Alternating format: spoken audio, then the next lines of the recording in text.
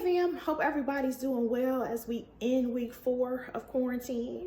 Have to shout out Najee and Sateria Dorsey for bringing me on as a regular contributor now to Black Art in America.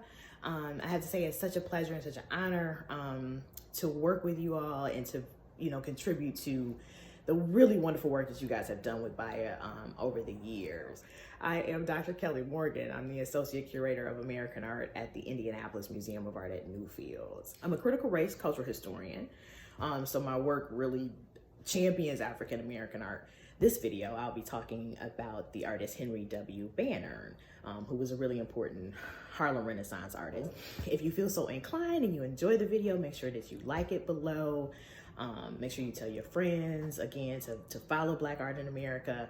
If you want to know more about my work, you can follow me also on Instagram at ELLI616. So I will get to it, and I will talk to you all soon. Enjoy.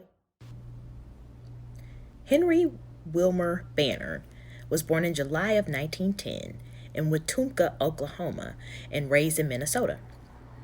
He was so skilled in high school that he earned a scholarship to the Minneapolis College of Art and Design, but was denied this opportunity once the school discovered that he was African American. When James Ford Bell, the president of General Mills, caught wind of this, he arranged for Bannarn to study wherever he wanted, and Bannarn chose New York City. So in the early 1930s, he studied at both the Art Student League as well as the Art Institute of Design, and eventually began to work for the Works Progress Administration, where he taught at the Harlem Community Arts Center. In Ironing Day, Bannarn offers a painting that many viewers may just think is a rendering of a typical Black domestic worker. But for many African Americans, this image represents just one of the many ways Black women made spaces for themselves within their own homes.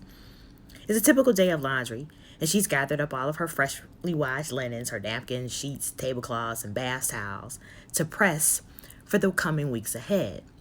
But days like this were not simply work days for Black women. Instead, they were moments out in the backyard, hanging clothes on the line, in front of the ironing board, in the kitchen, again in their own homes, where Black women's work also became their own. It was during these moments that they took time for themselves to think, plan, dream, and wonder. They were spaces where Black women created beauty. So whether in shotgun homes in Mississippi, project tenements in Harlem, or four-family flats in Detroit, Black women created plush homes. For us, they were fertile ground where something greater was being created. During the 1930s and 40s, the image of the Black laundress was iconic in American visual culture. So well before Rosie the Riveter, Black women were the female icon of American labor.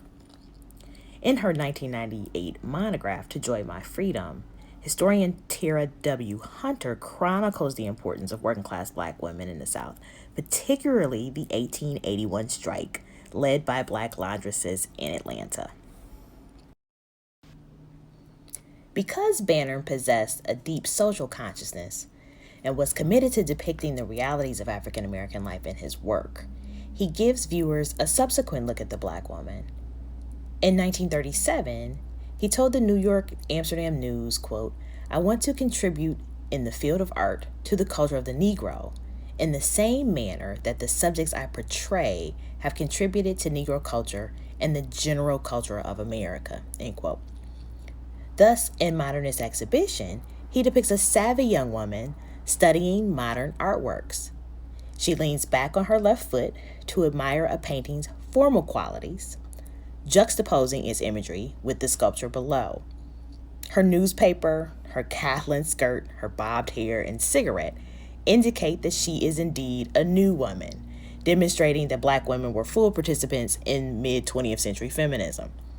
He individualizes her, so showing that she's not just a laundress or a homemaker.